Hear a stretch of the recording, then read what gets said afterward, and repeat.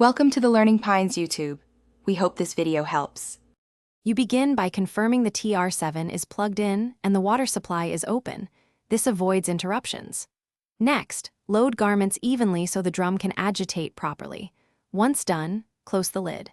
Set the cycle selector to the desired program for fabric type, then add detergent into the correct compartment and select temperature and spin speed. Make sure to set any specialty options like pre-wash or extra rinse before pressing start, because changes after starting are limited.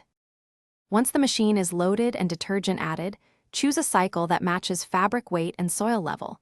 This controls agitation duration and drum motion. Then set temperature and spin speed. Use cooler settings for synthetics and delicates to prevent shrinkage.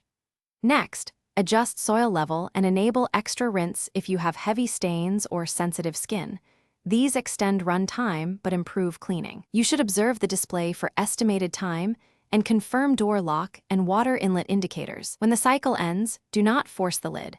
Wait 1 to 3 minutes for the safety lock to release because the machine completes a cool down and lock cycle.